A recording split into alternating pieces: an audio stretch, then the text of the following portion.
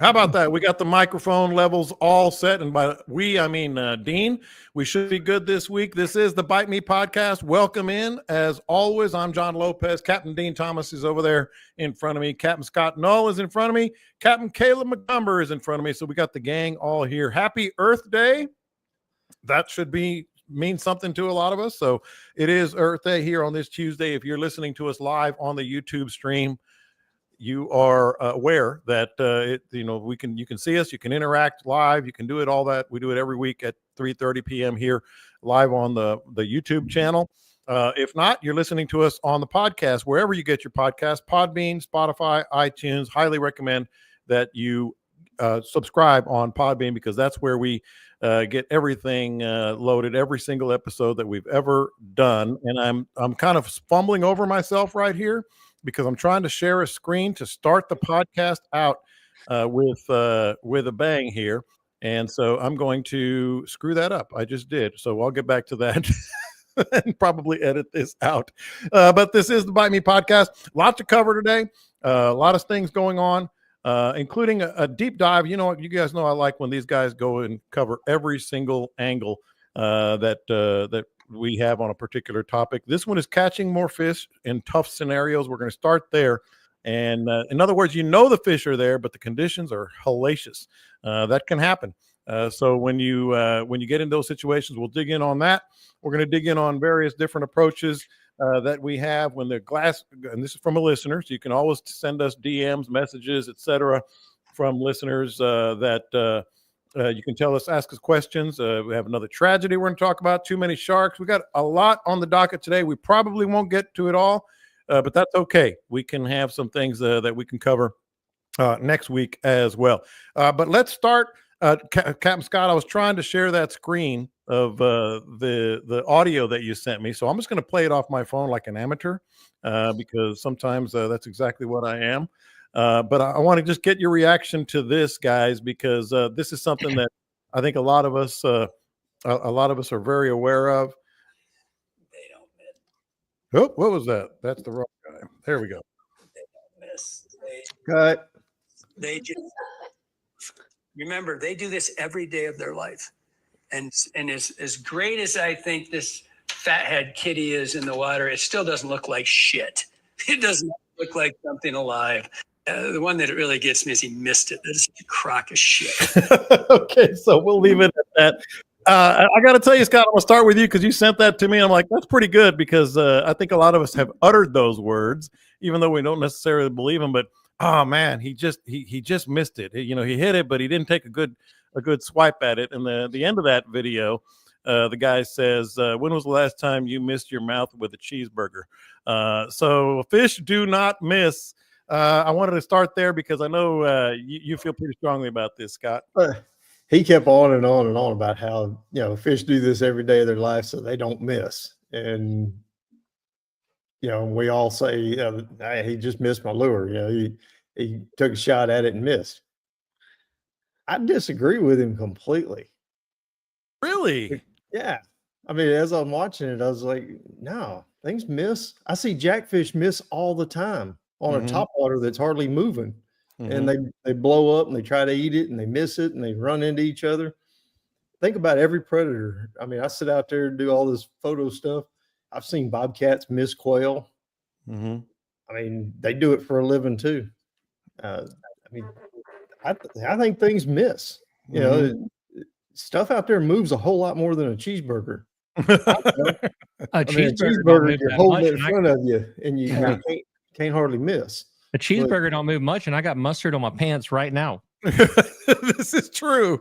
That might be a you problem, but it's also a me problem. Well, that makes me feel a little better, Dean, because I was like, yeah, I've said that a lot where they just missed, and maybe Scott's right, they do miss. And a lot. Well, fish will run into a school and wound fish. They will take a swat at them, and stun them or slow them down. So maybe that's part of that game also. They're taking a charge at it and hoping to give it to slow it down, to wound it or stun it, and then come back and pick it up when it's slower. Massive schools of of Gaff Top follow the redfish schools around Galveston to eat all the crap they didn't miss, apparently. Yeah, or they did miss one or the other. I just thought that was interesting, and like, I'm glad you said that, Scott, and you guys agree, because I'm like, yeah, I've said that a bunch. Was that and Neil plus, deGrasse Tyson? no, it was just a fisherman of some sort. I'm used to him missing. I thought maybe that's who that might be. I got you. A fly fisherman. So what have you guys been up to before we get into these topics? Catch us up on everything. Have you been out on the water at all, Dean? I know I'll start with you. Well, we went out this morning and we missed a lot of fish. The fish missed a lot of. No, I mean, we actually went out this morning and spotted some schools of reds. I mean, as you just see them, the wakes pushing school across, make great casts into the school. They would blow up on it, chase it right to the boat, and they missed it 10 times on the way to the boat. It was them. It was but them. It was me and Junior. We don't get that serious. I mean, we weren't out there grinding it out.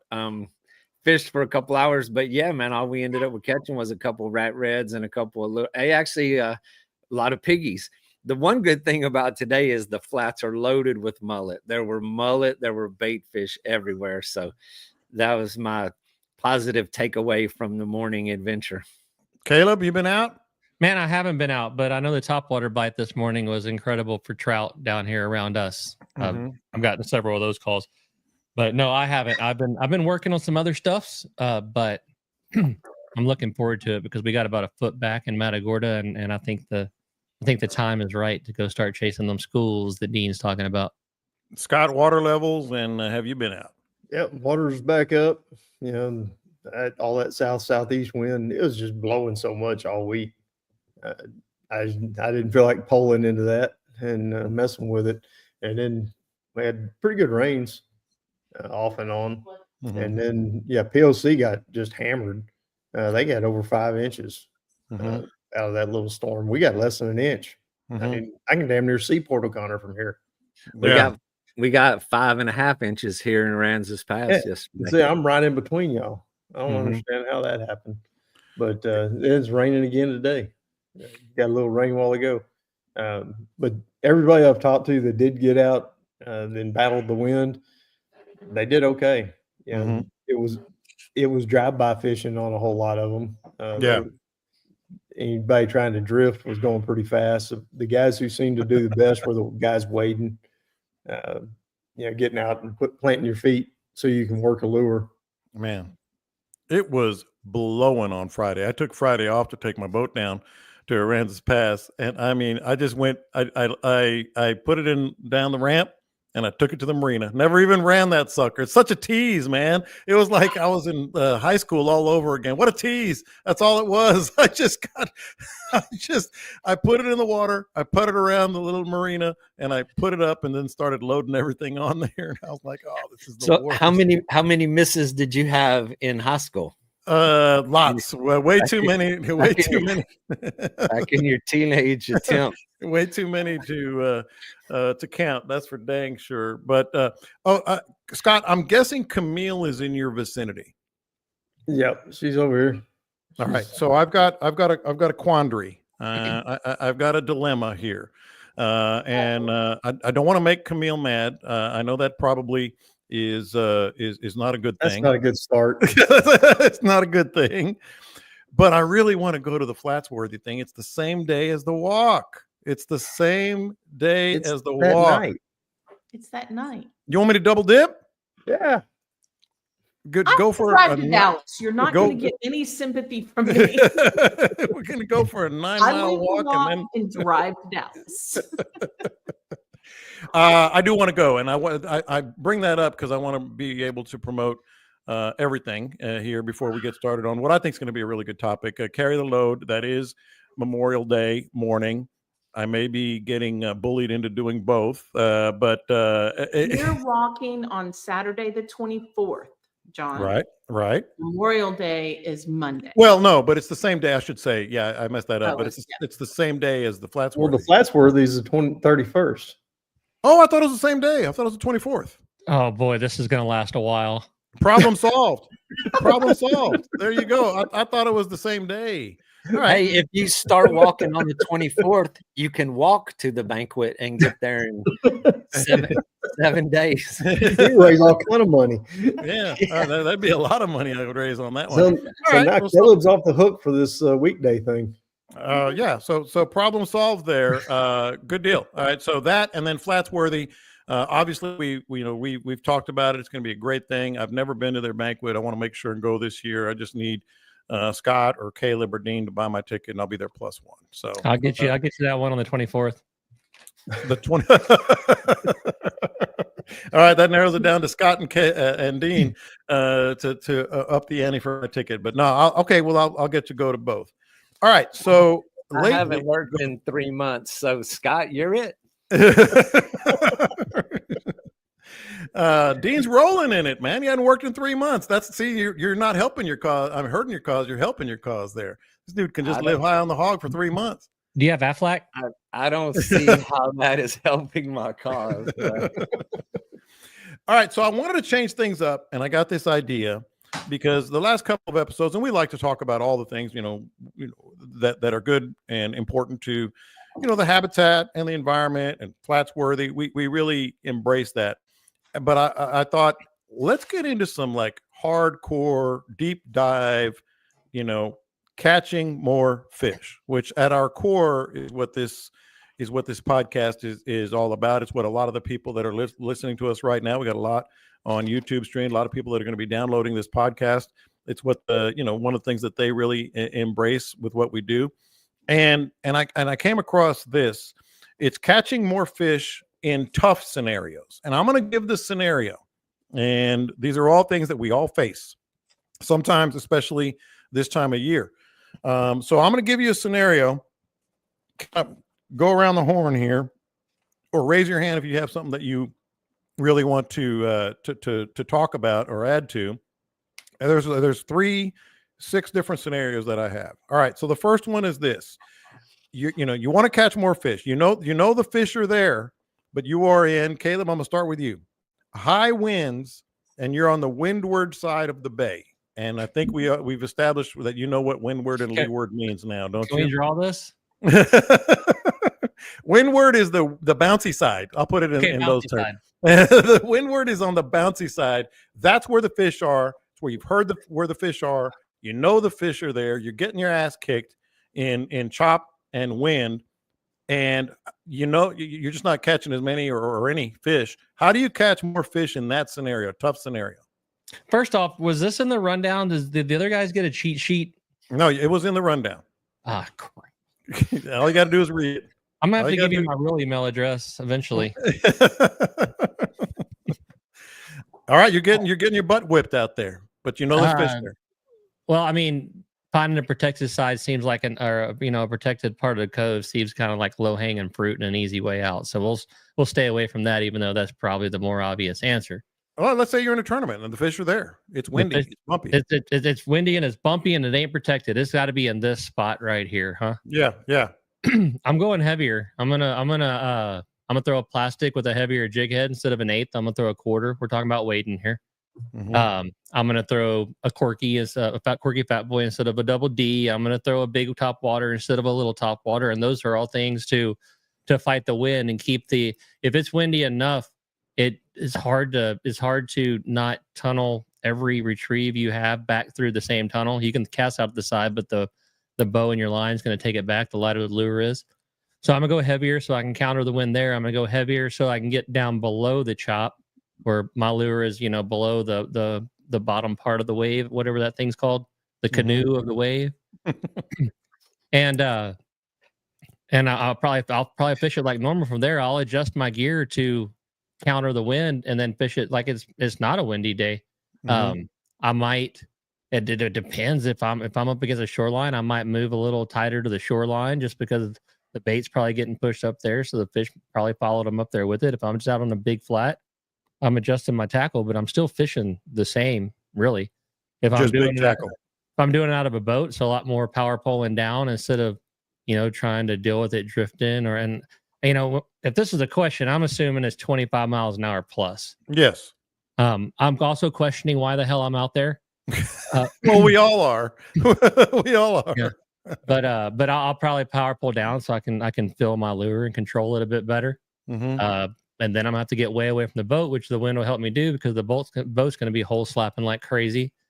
And I would like to get my lure away from all that sound and ruckus, but I'm going to adjust the gear, but I'm not particularly going to adjust obviously I'm not allowed to adjust the area I'm fishing, but I'm not going to really adjust my approach either. I might just fish it a little bit deeper. I'm not going to expect the fish to be real high on the water column if it's just all chopped up and crazy. That was thorough and very good. I'm going to give you kudos on that. Scott, do you have anything to add that is kind of in your mind right now? Well, had to fish some of that when I fished the redfish cups, and we would throw a spinner bait, a white spinner bait with a big blade on it, make a lot of noise, and then we'd Lopez it and throw a popping cork in there. I was going to say it later if you didn't, because I knew that's part of it. But go ahead. A gulp on a heavy jig head and throw it in there and pop the hell out of it. Make some noise, let it bounce around up there. If you got anywhere that the water's pushing up against it, when the wind's blowing like that, it's pushing the water against the shoreline. It's pushing the bait against the shoreline. So you want to fish as tight to it as you can. If you've got a little island or something that you're working with or a point, go to the end of that point. All that water's got to go somewhere. It's going to go around that point, go around the tip of the island and hit the back corner of that island. And you'll be surprised how many fish will stack up there. Dean? Oh, go ahead, Scott. I mean, there ain't nothing I can add to those two. All right. guys. Well, let me do the little everything. follow up. Let me do the little follow up here. Casting into the wind. Casting into the wind, and it's a pretty strong wind. What if that's where the fish are? Do you just get out and go wade? You just get on the shoreline and start wading. What do you do? I'll add to what Scott said. Red fishing. I wouldn't throw it a lot for trout, but red fishing, that spinner bait is doing the same thing that Corky is putting a lot of drag on the lure and keeping that thing from getting blown back in front of you over and over. On sight casting and wind days, I threw the heck out of the spinner bait just so it would stay where I put it, give or take. Casting into the wind, again, I'm asking myself why the heck I'm here, but it's the same answer. I'm getting heavier. There's a cast that everybody on this screen knows where you kind of sidearm it and keep it low, where it penetrates your top water, actually go into it and then rise up and then sit down because it's going straight into the wind instead of at an angle where you're not catching as much of a profile of it. It doesn't work every single time, but it'll get there. 25 plus, you're probably not casting into it a whole heck of a lot. I did it one time. There's a check for 21 grand on the wall, and I pulled it off one time in my life, and that's the time I did it. And if that fish would have been, and I'm not making this up, he was going away from me into the wind during a big thunderstorm. If he would have been 1 inch further away, I would have hit him in the back of the head, and we wouldn't want a thing. Dean, you got anything to add on any of those? They covered it pretty much. Okay. First and foremost is you go heavy. You just have to.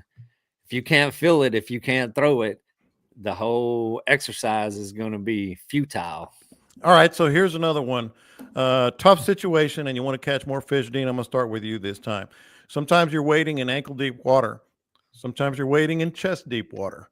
Sometimes that's where the fish are. That's where the fish are. Sometimes you're wading in the surf, and it gets pretty deep. But catching more fish when you're wading in deep water, Dean.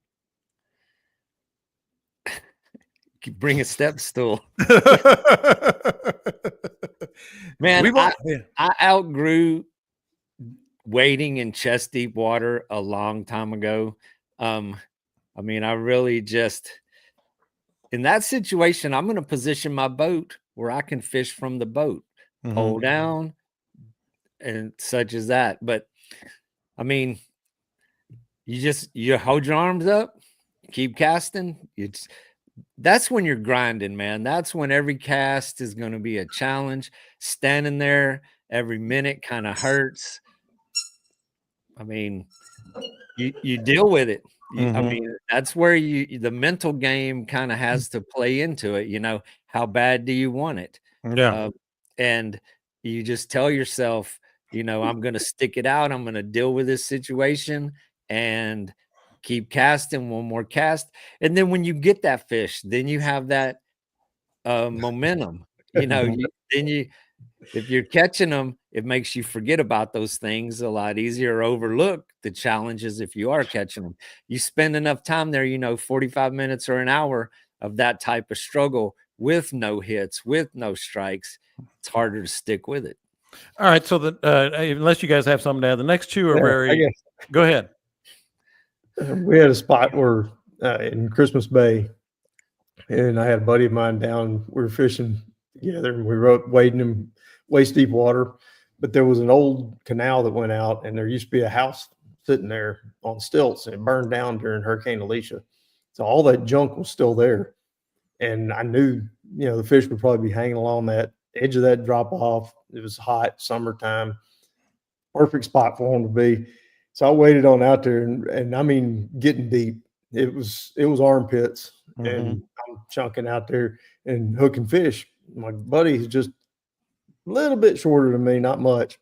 He wades out there next to me. He's standing there. He's throwing. He's holding his hands up over his arms up over his head. He's like, "This sucks." I said, "Man, but the fish here, man." And we're getting hit pretty good, or I'm getting hit pretty good. He's missing. Finally, he hooks one. He goes, "Hey, I got one." Oh, it came off, and I look up. I said, "No, he's coming at you," and it hit him square in the chest. It knocked the breath out of him. And when he did that, he leaned forward and he took a mouthful of water. Oh God! And he came back and he spit it out, and I'm laughing and he's laughing. We were around. So when Dean said when you do start catching them in that deep water, then it's all good. Not always. That's one of the hardest places to land a fish. Yes, is when you're wading chest deep. I mean, there is just nothing you can do. You're looking, if you're throwing a topwater that's got treble hooks on it, those treble hooks look like they're 10 times the size that they were, because it's up in your face now. It's right there. When they come up and that trout does that last little splash right before you're right in front of it, you think you're going to get an earring.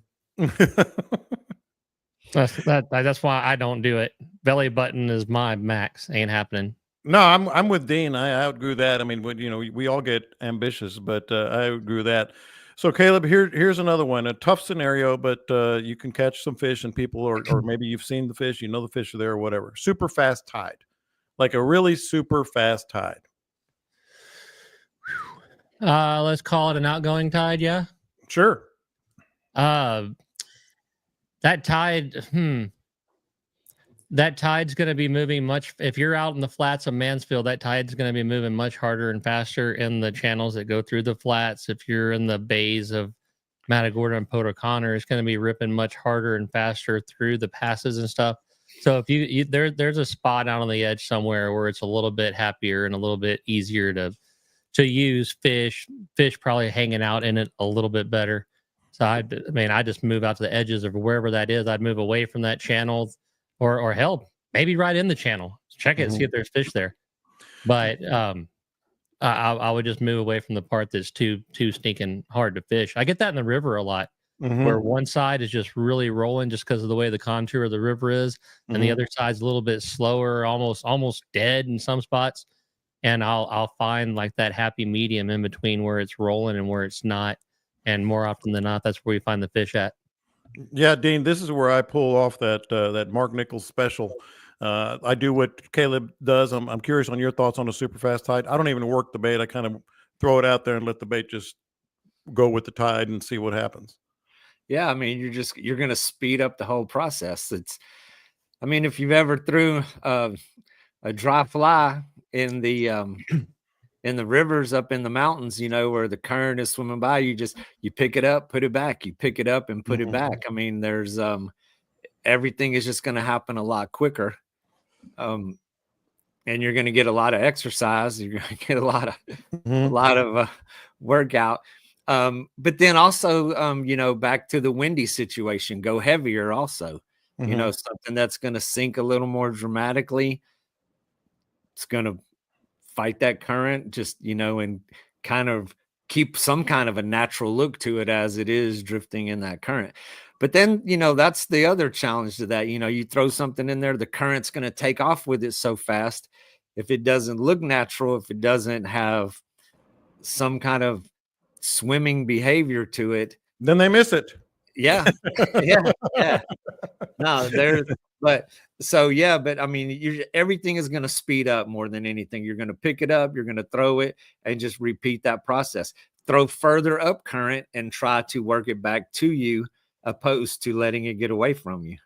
What are you throwing though? In terms, I know they talked about bigger as well, Scott. But what are your thoughts on the super fast tide and what you're throwing? That little DOA Terrorize, Yeah, it dives down pretty good. It's got a sleek kind of feel to it. It goes into the current better. I fish currents a lot at the jetties, and one of the things that Mark taught me a long time ago, because I used to throw up current all the time and let it drift back to me. Now in the bays, I probably still would. Redfish, trout, they're going to be laying in wait. You know, they're facing into the current. You throw up current from you, let it go as natural as possible, like a DOA shrimp, and just let it float back to you. And when it gets even with you, reel in through it again. At the jetties, one of the ways that we've been catching a lot of these fish is throwing down current and letting that terrorize, and that current just vibrates, and it gets down pretty good and it stays down pretty deep. You just leave it there. You can just reel it back real slow, like slow and easy. And I didn't think that thing had that much movement until I started watching it in some clear water, and it's vibrating like a little rattle trap, and it works. We caught a ton of tarpon doing that this past year. There's certain marshes that we fish that are near passes where when the tide comes in, it comes in really, really hard. And we'll actually do what Scott was saying in the marsh, where we'll flip a paddle tail out there and just almost let the current hold it up and have it fluttering. I mean, it might take 3 or 4 minutes to get it back in when the tide's really rolling in. And it just sits right above the shell, and it sits still and it flutters just like a bait fish would be sitting on top of it. There's other times of the year whenever those little floating crabs are real prevalent back there, where we'll throw small topwaters out and not even work them, just let them drift in the current where it's coming through, and that little topwater will roll. If you think it's being silent while it's doing that, you're kidding yourself. That you take a topwater in your hand and just rock it back and forth. It's making noise, and just let it roll like a floating crab. And a lot of times, that's the only way you can catch a redfish. Whenever those little crabs are in, to me, that's the hardest redfish to catch. Are the ones when those little quarter-sized floating crabs are everywhere. Yeah, fly fish. That's one reason. All right, Dean, here's the exact opposite, and it can be a tough scenario. Dead calm, dead quiet. Now the tide might be moving, which is why there's fish there, but it's just super duper flat. Every noise is amplified. How do you catch more fish in that scenario? Slow everything down. A fly will also work a lot better in those situations, something tinier, something smaller. If you're seeing fish and it's that calm, you want to put it way out in front of them and slowly bring it into them. Avoid shadows over their head. Avoid casting too close to them. But there's days, it has a lot to do with their attitude at that point in time also, because you can have some aggressive fish in really calm, still water that will come and get that thing. And then there's days that, they're going to be way spookier because of that. Or just when it's calm like that, they're going to see you. All those things, those shadows, it's going to give it away. So give them space, cast as far away from them, bring it in, scale down what you're throwing. And I would also shy away from a top water at a situation like that and go with something subsurface. Yeah, that Scott, I was thinking of you when I saw this and I put this down, because you and I've had this discussion before about, you don't generally have to be extremely stealth. You got to be quiet, but when it's like that, we've talked as much as like even your not just your shadow, but your bright clothes and some of the things that they might be able to be a distraction to them. And any distraction, they go the other way. But certainly, a lot of people like to see the top water because it looks cool on video. Like if I'm doing something on video, or Caleb is or whatever, boy, that looks cool, just hopping around. But that's not the best way to go. So what you're throwing as it pertains to what Dean said, and also stealth, super stealth comes into play, doesn't it? Yeah, and like Dean said, it depends on their attitude. If it is the calm day after a really, really windy period, like what we've had right now, if it went dead calm tomorrow, those fish are going to be spooky as hell. Yeah. But if it stays calm for 3 or 4 days, they kind of get used to it, I guess, and they're a lot easier to catch then. But smaller flies, like Dan was talking about, little small subsurface, go with a 16th ounce jig head instead of anything heavier. You want to, if they're aggressive, you can splat that thing down like a DOA shrimp or a little paddle tail and splat it, and they'll actually come to it if they're in that aggressive feed. But there's other times you splat it down 10 feet from them and they'll change zip codes on you. Yeah. You got to read the fish in those conditions, and in order to read the fish, you got to be able to see them. So that's one of the times when poling really comes in handy. Those poling skiffs are dead quiet, and as long as somebody's not moving around too much on the boat, on days like that, just stepping from one spot to another on the front of the boat can sometimes send them just flying. So it is one time where I am a little more careful about how loud we talk and how much we move around. And don't drop the lid on the cooler. Yes, don't drop the lid on the cooler. And Caleb, the follow-up I had with you on this, it's also a discussion that you and I have had in the past, probably been over a year by now, is, even you can almost create your own drift with a trolling motor, but be careful with that as well, right? Man, y'all been there and done it with me. There is nothing I like more than a flat, calm day. That's my jam. But I'm also in an area where redfish school well, and I can see them fart on a day. And I'm telling you, my trolling motor's on. I got on 1/4 ounce jig heads, and we are bombing those suckers. The exact opposite of what Scott said. Everything they said, no. Why? Why? We're yelling and raising hell and spiking beer cans, and it's a big old party. My fish behave a little differently. That's the one lucky thing we have on the Middle Coast is from now until June, they're gonna be in big groups, and they're gonna be incredibly aggressive, and it's pretty hard to screw them up unless people have been pounding on them for a couple of days. But what Scott and Dean are talking about is more the clear flats and the singles and doubles cruising around. But I still won't run my trolling motor much over 3. If I can, that's what I was talking about. My boat, I will. I mean, if the fish, because I know where they're at, I can see them. I'm not trying to sneak up on them. I see where they're at, so I'll get on it to get them cut off. But when I get closer, I'll get real quiet on it. But And yeah, so there's on nothing I that like more than a bunch of pissed off trout fishermen because it's too calm out there. Like, hell yeah. On that subject, and I was going to keep this story to myself, but No, don't keep your stories to yourself. in this scenario today, me and my son DJ are out fishing. So, and like I said, we don't go out there and grind it out real hard. It's all about the tacos and the good time.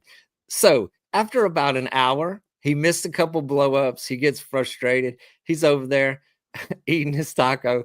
So he's like, we need some music. And I'm up on the front. I'm still casting. And it was relatively calm. It was actually before the wind kicked up. It was very nice, clear water, real calm. So DJ puts on some music and he has got it cranking. We were the only people on the flats. So even through all of the blow-ups, all of the fish that we missed throughout the day, he's got the music. I mean, full blast, and the best fish of the day follows the topwater. Beautiful speckled trout, 22, 23 incher is beautiful. Follows right to the tip of the rod while this music is playing. I could feel the boat vibrating under my feet on the front of the boat, and this trout is chasing all the way to the boat. And even at the end, when I picked up my lure, the fish is still kind of hovering beside the boat. And I even made the comment. I says, with that music cranked the way it was, that fish seemed uninvolved with the situation. He was just doing what fish do in spite of the music. So what was your theory? Yeah, Some fish are just more aggressive. Yeah. And what was the music? Maybe he's a fan or she. Have y'all heard Lyrical Gangster? Lyrical Gangster. The odds are probably Google No. Yeah. No, you have. You just don't recognize the title. So yeah, while y'all are sitting there entertaining yourselves, go to YouTube, Lyrical Gangster. That is what was playing. And The fish, I mean, with all of that commotion, all of that noise, it was still the fish chased the lure right up to the boat, hung around the bottom of the boat through the whole scenario. So, like Caleb said, he's over there throwing big, loud, noisy things. Some days, we all think we're the biggest fishing geniuses that ever lived. And combined, we're even more than that. And there you go. There you have it. What would be your theory on that, Scott? He got lucky. Yeah. Mm-hmm. He found a deaf fish. Yeah, here we go, right here. This has got to be it. Eliano. Yeah. What's up? Eliano. All right, that's enough of that. That's No, wait a minute. Let it roll for a minute. let it roll for a minute. We got nothing but time. We got nothing but time. All right, so you clear. 8, 3, 6. I'm the lyrical leader.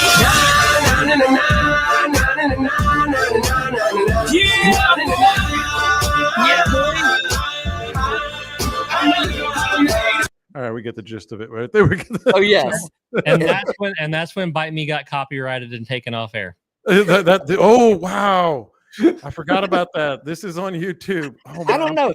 They might be they may get a few more views off of that. They, I just created a little more editing work for myself here. I just want to throw out there that Perry Bauman said, "Please never again." And this is the dude that listens to Slipknot on the boat. Turn that shit off, FG said. That's what I was telling DJ. I was the whole time. Oh my goodness. All right, here's another. Go ahead. It wasn't bad. I was down. You're down with it. You were getting jiggy, and I just said that. All right, here's another one. This is a tough scenario, but it's more on a personal level. But how would you handle it? You're on the boat. It's got to be something of a drift. I guess it could be a wade as well. But everybody else is catching fish, and you're not. What do you do? I'm unfamiliar with that. Oh, get the hell out of here. Yeah, I only fished with you once, John, and I only casted 3 times. So I wasn't talking about you, but we've all been there. It's just not happening. I'm thinking, man, this is gonna be a good tip today. Mm-hmm. How's that? Because my customers is catching fish. No, it's like us. It's like us four. Yeah, I've never had that problem. I'm kind of a phenom. You guys are just lying your asses off. Just lying their asses. No, are you going to tell the truth? 100%. I have never had that situation. I will sit there while nobody else is catching want fish. to talk about it, Dean? I'll pick up the pole and make one cast just to build everybody else's confidence up. Liar number 1, liar number 2, and liar I have number video 3. evidence that that's a lie, because the only time it's happened to Dean is whenever this phenom was on his boat. Hey, did you know that somebody told me that their stepdad thought that I really came off as an arrogant asshole? No kidding. And he Really? met me and found out I was a great guy, but I don't know where people get this from. Yeah, I have no idea. The only thing I'm more proud of than my fishing skills is my humility. Because I've got a lot of humility, right? Because I might be the most humble person on the planet. There's nobody more humble than me. All right, so now set aside the lies. Suppose, just in an imaginary world, I'll start with you, Scott. You were not catching and everyone else was. You got to watch and see how the people who are catching, even you're throwing the same thing and it's not working. That's usually what's happening. Everybody switches to the same lure and one guy's not catching it. I've had it happen on the boat. I've seen it. It's usually that one guy is reeling a little faster. He's not twitching his rod the same. He's not letting it sink enough. That's typically the difference. So you start watching what everybody else is doing and try to mimic it, and maybe even ask them what they're doing. You know, how are you getting bit when I'm not? And if there's a good friend, they're not going to tell you. Yeah, I was gonna say, that's As bullshit. an acquaintance, they're going to tell you. Boy, Yeah. truer words have never been spoken. Yeah, I've got an actual story on that. Oh, Donnie, the guy that I give credit for giving me my foundation and big trout fishing and quirkies and stuff. We're standing beside each other one day and he is just railing them. And so I switched the same color quirky he has. We're standing 20 yards apart. And I switched the same quirky he has. And we're fishing the same reef. Nothing. And then I start watching him how he's working it. I'm working it just like I'm actually looking at him and just twitching when he twitches. Yeah. And finally, I can't get bit. I finally said, "Hey, Donnie, what the hell are you doing over there?" And he looks at me, and I swear to God, what he says is, "Just fish normal." That's it. That was 10 years ago, and we still give him crap about it. Just fish normal. Your friends ain't gonna help you. They're enjoying it way too much. but the other thing is, and Dean, I don't know, how much you've run into this, but you hate to say it because it's all about how you wiggle your worm, as you like to say. Sometimes, and I got a story on that. I mean, it was Nick Mosley and Patrick Gardner, and we were in East Matagorda, and I was literally right next to them, and they were getting bit, and I wasn't, and I was throwing various colors, and Patrick finally turned to me and says, "Throw plum," and I was like, "Oh," start digging, put a plum on there with a chartreuse tail, caught all I wanted. Like sometimes it can be the color, man. I mean, it's not always. It's rare. I've seen a 3/16 be the difference between an eighth and a 3/16. The 3/16 was the difference between catching fish or not. It's crazy. It ain't often, but I've seen it. Yeah. Dean, color? Well, of course, yes. Color can always make a difference if you're standing next to somebody and they're just continuously putting the spank on you. And then if it's from 3/16 to an eighth, the person next to you could be retrieving just slightly faster or slightly slower, or giving it more time to sink before they start retrieving it. And then it goes to the bottom and then it's working its way up from the bottom, opposed to working horizontal through the column and such as that. But yeah, I mean, that there are days when touch and color and presentation and all of those things make a big difference. One of the things I've noticed too, when somebody's not catching fish, they start reeling faster. They start working, they start reeling a little bit faster than they would normally. And yeah, they're trying too hard. But something else that I've seen personally and watched it on my boat, when people bring their own gear, not all reels have the same retrieve ratios. Used to, we all fished with basically the same, back in the day, it was a 5500 Ambassador. Everybody had the same one. Then it was a green Corrado. Well, now, I mean, there's so many different kind of reels, and they all have just slightly different retrieve ratios. So your buddy may have a slower retrieve ratio than you, and you're keeping the lure up higher in the water column than you think you are, trying to retrieve at the same speed he is. And if you have the same reel and somebody has a full spool of line opposed to half a spool of line, the retrieve ratio is going to change there. Also, it's going to fill up the spool faster or slower. And so it can make a difference. And that guy with that half a spool, he sucks anyway because he's had a bunch of backlashes. Can't trust that dude no matter. Change your damn line. He ain't fishing normal.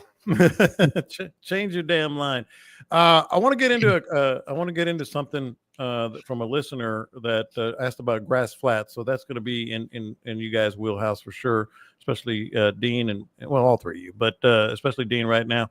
But I know one of the things you sent, Scott, was about this shark depredation survey, and it just got me thinking.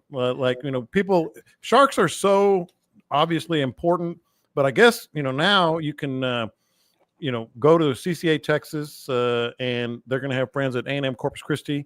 I think it's A&M Corpus Christi that want your feedback on sharks. What's the goal here? And I guess I should say, while we're mentioning CCA, not to forget to register at startournament.org for the tournament.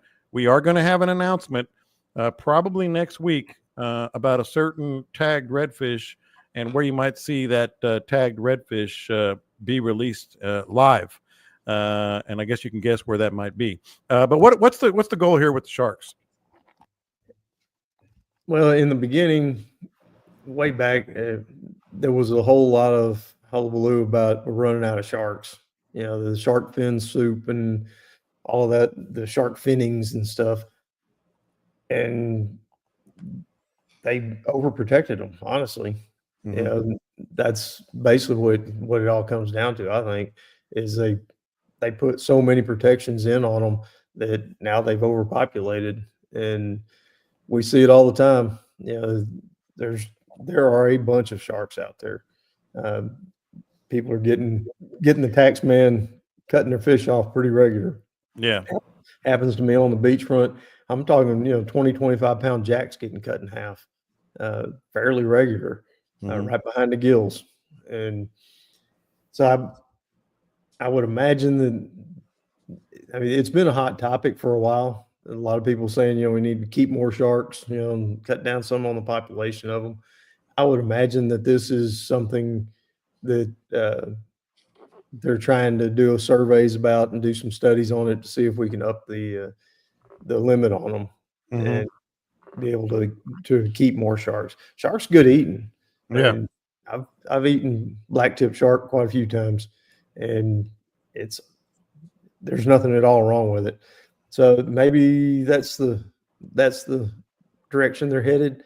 Kind of sounds like it to me from reading between the lines that they're going to try to justify upping the limits. I have a hunch that Dean has an opinion on this, and Dolphin. First of all, I have never seen shark fin soup on the menu over here at Paradise Key. So I don't know where all the fins went, but maybe those guys over there in China and Asia still have they still have a taste for those things. Yeah, the dolphins, man, I got to be careful what I say because those things are still protected. And you ever had dolphin fin soup? No, but here it tastes like chicken.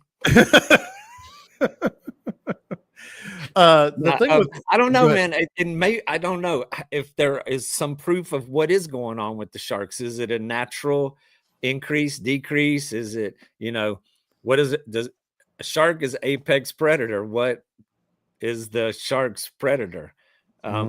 Is there something that was taken out of the chain that allowed them to explode in population recently? I don't know. All I know is I know we've all had our run-ins with sharks. Caleb, how big is the population right now where you go? Vast. Yeah. Oodles. Larry had one take a trout off of his topwater this morning and broke off both his hooks in the process. Jeez. And they're a bit of a nuisance. So, you hate to just say, hey, we need to get rid of some more, but we probably need to get rid of some more, don't we? Sounds fun.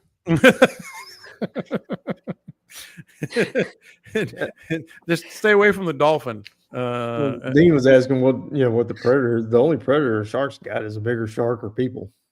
Yeah. Otters and manatees. Yeah, otters and manatees. That'll work as well.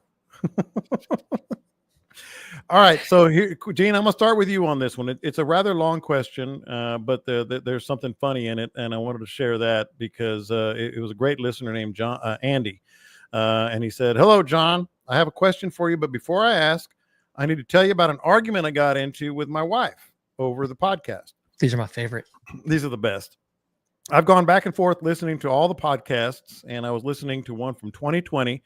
And you and Scott were digging in on a topic as I pulled into the driveway. So I was sitting in my truck listening, and my wife walked out and threw up her hands, and she was like, "What are you doing?" And I looked at her, rolled down the window, and I screamed and I hollered, "Bite me." And I rolled the window back up. She didn't think it was as funny as I did, but LOL. My question is this. I'm going to y'all help me out on this. I'm not familiar with this. Steinhatchee, Florida.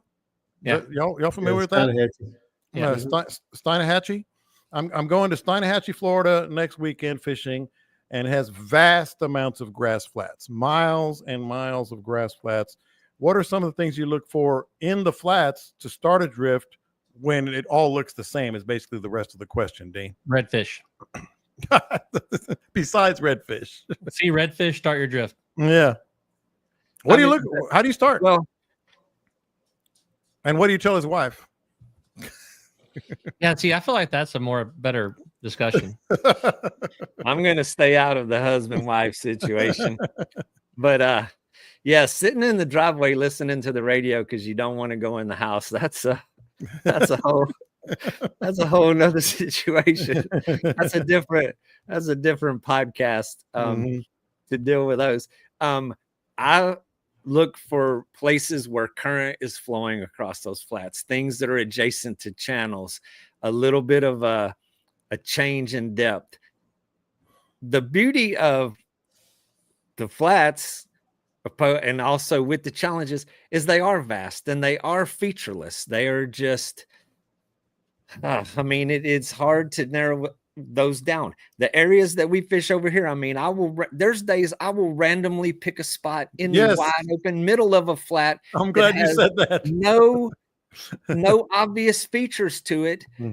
Bait fish, number one. So more than anything, and if I pull up in a spot that is completely random in the middle of the wide open, the first thing I start looking for is life in the water. I want to see some mullet. I want to see some bait fish. I want to see some mud stirs when I stop. I want to see some life in the water. So that is the one thing that is going to narrow down the search. Secondly, look at maps. Study your maps before you go there.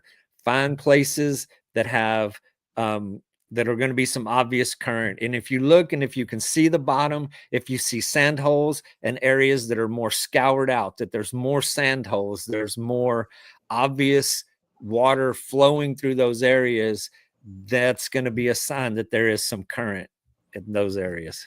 Man, you guys are on top of your game. Go ahead, Caleb. When you see redfish colored mullet, those are redfish. That's how big their redfish are over there. The mullet with the dot on their tail. If it looks like a little mullet, the dot on his tail is probably a pretty good redfish. Cast at it. Yeah, and I don't know, I'm glad Dean admitted sometimes he just stops and kind of surveys. Scott, I can't tell you, especially when I haven't been. Go ahead. Well, before we move on, and I'll give Scott the one thing about stopping randomly somewhere, it's also going to have to do with the wind. I'm going to have a spot where the direction of the wind, I'm going to stop where I have a good long drift ahead of me. I'm going to go upwind and have hundreds of yards that I'm about to cover. I'm not going to stop right exactly where I want to be. I'm looking at what is downwind from that random stop. Go ahead, Scott, because I've done that, and usually it's when I haven't been on the water in a while, but you just kind of survey after you stop. When you do what Dean just said, make a circle. I can't tell you how many times, and I'm sure Dean sees it all the time, people run straight into the wind and shut down and then drift back over what they just ran over. See that a lot. Make a big circle, get way upwind, and put your shootouts out there. Surprised Dean didn't get that in there. Yeah. And just make you a nice slow drift across that flat, and be ready with the power pole. If you do run into a school of fish, you can drop the power pole down. I used to do it a whole lot down in Mansfield. Same thing Dean's talking about. Just run out onto the flat and pick an area where I got about a 2 or 3 mile drift and just set up, start drifting. And sooner or later you run across some fish. If those flats have got any kind of life on them at all, eventually you run across some fish. Well, the other thing is, go ahead. Just to add to what Scott is saying, whenever you say you're going to run into some fish, eventually, when you're drifting like that and you're going over those flats, every cast is going to land on a fresh grass bed. Every cast is going to be in a fresh sand hole. You're going to cast the distance that you're covering. By the time that retrieve makes it in, the very next cast is going to be beyond that cast. So you're covering vast amounts of area. And even if you're not drifting that fast, your first cast will go straight downwind. Your next cast should go a couple degrees to the left. When that one comes in, a couple of degrees to the right, and fan those casts out. I've even had a buddy of mine that I used to fish with all the time, no matter where we were drifting. He would always cast straight sideways to the drift because he told me they like it going sideways. That was always his theory.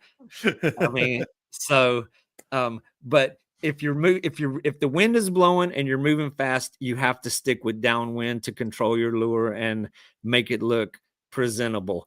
If you are going slower, fan those casts out, cover those areas. And that is the trick to fishing those featureless flats, is cover as much area as possible. Well, I'm glad you said that at the end there, because this doesn't necessarily apply to Andy, because it doesn't sound like he's ever been there or hadn't been there in a long time. But you said featureless. Like, if I haven't been on the water in a long time, I know at least some areas where there are some features, underneath. Maybe slightly deeper, and I would drift over those. Featureless might not be the proper term for that. No, but I'm glad you said that, because in your mind, Yeah. it gets a little deeper here, gets a little shallow Yes. there. Yeah. And yes, I've also drifted across those flats, and I've told people on the boat, I said, it's going to get a little bit deeper up here ahead of us. And then, at the end of the day, after 6 hours, they're like, Dean, I never saw any deep water today. And I was like, so even, 6 inches, 8 inches of difference on a flat is a big difference. Yeah. I was Caleb, gonna you've done mention yours. that. Go ahead. That's one of the things in Mansfield. One of the years we were down there fishing September, and we had a bunch of redfish up really, really shallow. And me and buddy got out and we waded all that shallow. I'm talking 6, 8, 10 inches deep. And then walking back to the boat where we had parked just off a little bit deeper water so we could, park the boat. Mm-hmm. And when we got back over there near that, you could feel the little step off, where it just dropped 6 or 8 inches again. And we're still casting as we're walking back to the boat. All of a sudden, when we hit that drop off, we started catching fish. Mm-hmm. And they had moved from that 6 or 8 inches to a foot and a half. And that made all the difference in the world. Then we parked it right there and caught all the fish we wanted.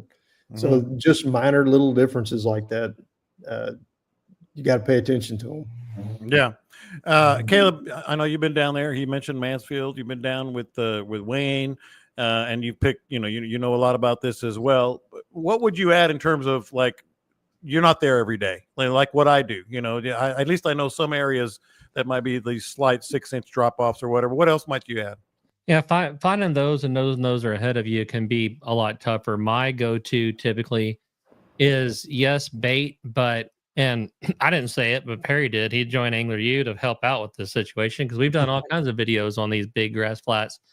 And if I could find an area of water that was a different color than everything else, particularly like that, that milky, sandy colored water, I would get really interested in that. A lot of the times that water is that way for one of two reasons. One is some sort of current is going through there and doing that. Two, a lot of bait fish can keep it stirred up on those shallow grass flats. So the milky areas are probably one of the first places that I go look. Now, you might get to Florida and they're just not one of those. But if you see a different colored chunk of water out there, I might go see what it's all about. And keep your head on a swivel. You might see a little cloud or two of an actual redfish. Yeah. I mean, if it's not an actual redfish, what you do is you point at it and tell everybody at the boat, I just saw one take off from there. I saw it. There's one right there. Yeah. Then everybody's like, damn, he put us on them. We can't catch them. Guys do it all the time. Not these guys, of course. I've been thinking about doing an Angler U video that shows you the difference between like a stingray mud pup, a flounder mud pup, so forth and so on. You get it. But I kind of don't want to let the cat out of the bag either. Well, too late, because I am here, and you guys always give me ideas during the course of the show. Real quick before we get to what would Scott do, what would Caleb do, what would Dean do, because spoiler alert, still windy. But what are some common terms that guides say just to kind of keep people interesting? One, you just hit on one, Caleb. I think I just saw a redfish. What are some terms that you guys, maybe not you guys, but yes, you guys have been known to utter to maybe keep the old clientele happy? I've been catching them here all week. They're here. We just got to make them eat. I'm telling you, Pat Gardner does it to me every time I go fishing. They're here. I know they're here. We just got to let them eat. Dean, you've never said it, but suppose you did. Some of the things you might say. I mean, Caleb nailed that one on the head. You know, the best thing you can say is, man, you know, we've been tearing them up all week. You know, keep throwing. Or, you know, another one is like the tide. The tide runs 45 minutes later than yesterday. So because they're not biting right now, in 45 minutes, this tide's going to change and everything is about to shift gears. Scott, I don't know if you go ahead. We just can't run out of time until it happens. I keep it simple on my boat. I usually just go, you see that? If it's cloudy, I don't even explain what it is. Did you see that? If it's cloudy, you talk about how you need some sun. If it's sunny, you talk about it needs some clouds. If it's windy, you need to talk about how it needs to be calm. If it's calm, you talk about how it needs to be windy. And then me and Dean, you know, you put two guides on the boat together and it steps up a level. Like, what do you mean you didn't bring the damn tacos and let the cat eat them? Scott? Yeah. The birds are starting to move. Oh yeah, birds are starting to move. Birds are starting to move, man. That's always a good one. But if it's just dead, and you know it's dead, and it's getting hot, and the best thing to do is start talking about food. Yes, we were talking about something earlier. When all your friends are catching fish and you're not, I started talking about how great whatever we're going to eat for lunch is. I'm gonna start checking my game cams and look at the cows. The pasture. I try to be the dude that brought up. I'm gonna be like, oh, get ready, it's fixing to happen. So where y'all gonna eat tonight? What are y'all thinking about eating tonight? We're thinking about Sharky's or something. You know, man, they got a good burger. That Jetty burger at Sharky's. Oh man, that thing's good. Coldest beer you ever drank. Yeah. God damn, that beer's cold. It's good, man. Ain't nothing better on your day off than just sit out on the patio and have a beer. You know what I'm saying? I like to just act like really confident, you know, when I'm, especially after we make a move and I stop somewhere, I'm like, ooh, this is a lot better, you know, something like that. This looks a lot better. No, it doesn't. Why didn't you take us here first? No, it doesn't. It looks the same way as the other ones did. Yeah, that's a scary one. That's one that I don't know if you touch that one out loud.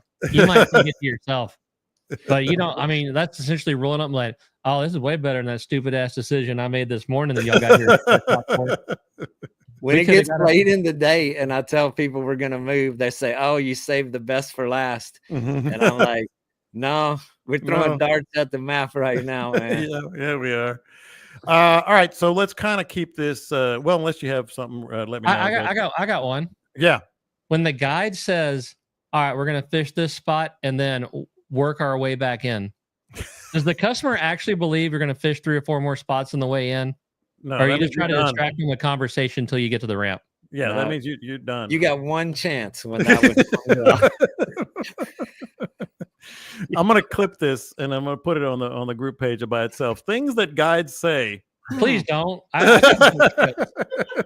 No, they're going to use it against us. In fact, it should be cut for the homeroom class only. It's only on YouTube. We need to do a homeroom class. Yeah. Here's my favorite one. I was hoping you posted that one up there because Harry just put it whenever Dean says, and he says it as only he can. Let's take a ride. And somehow that makes people feel better about the situation at hand. And I think it's because they get to sit down and take a break and have a drink and say, hell yeah, let's take a ride. Let's go anywhere other than this. I just said I'm gonna turn the air conditioner on.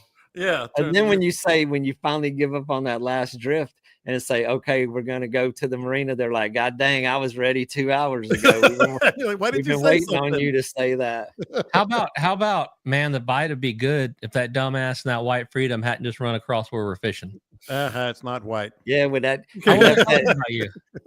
he left a green layer of gel coat peeling off the boat out there in the grass. That's how we're gonna know where. That's how we're gonna know where John's been. There's gonna be gel coat chips all in the water. Have you seen it yet? Did you go look at it? I looked at it today. It's badass, isn't it? If you leave the key in it, I'll break it in for you. The key is where I've told you it is. Well, tell everybody now. No, I'm not going to tell everybody now. I had a guy half an hour. Well, we know the key is nearby. Yeah, but you don't know where. It's in the water. You got to stick your arm in the water.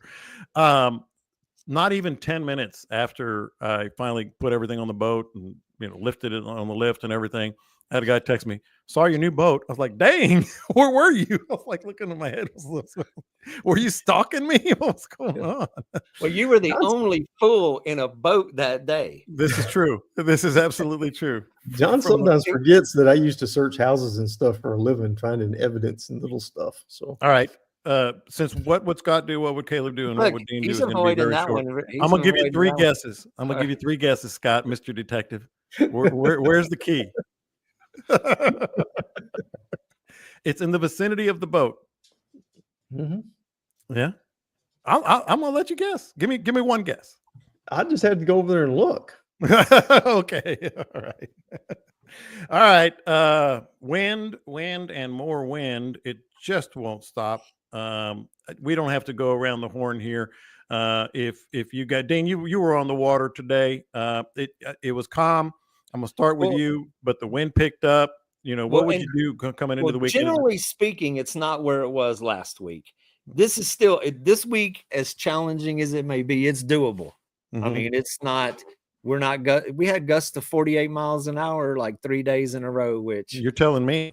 I mean, that's over the limit for any level of safety that's out there. But this week, look, the good thing about this week and dealing with the wind is the tide has came back up. We're way past the full moon. Mm-hmm. We have big tide swings. It's low in the morning. It's coming in strong all day long.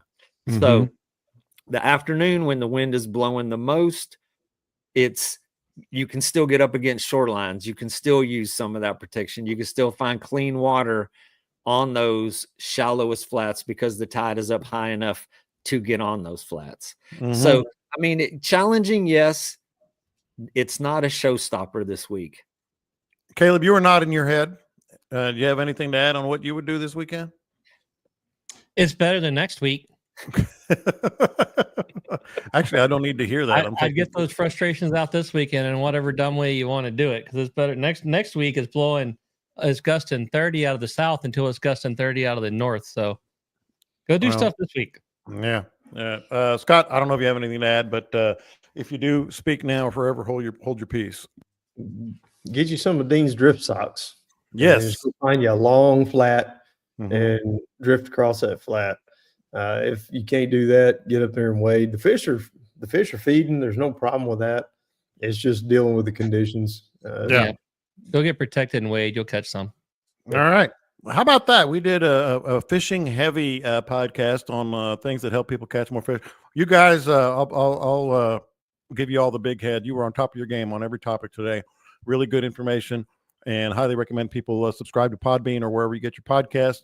And man, I can't go this weekend. I got an event with my wife, but I'm gonna take a couple of days off next week and really break in that boat. So Thursday and Friday, hopefully the wind will die down. You guys have anything? I'm just scrolling it and I don't see anything under. I think the lowest I see is 17. Except Thursday and Friday. Sustained. Thursday and Friday is going to be 8 to 10. Guarantee you. No, Nope. It's not. Nope. Dang it! I got 10 on Friday morning. There we go. There we go. I You know don't. where to find me. You'll know where to find me. All right, boys. Great tips, as Glenn just said, for on the water. That's what we're here for, and everything else. And send your questions. You can DM me or any of the boys sitting in front of me. You guys have a great week, great weekend. I'll see you out on the water soon. Catch up. We'll talk to you next time. I usually try to wordplay something, but John offering to give us big heads got me tied up. So let's just end the show. I can't believe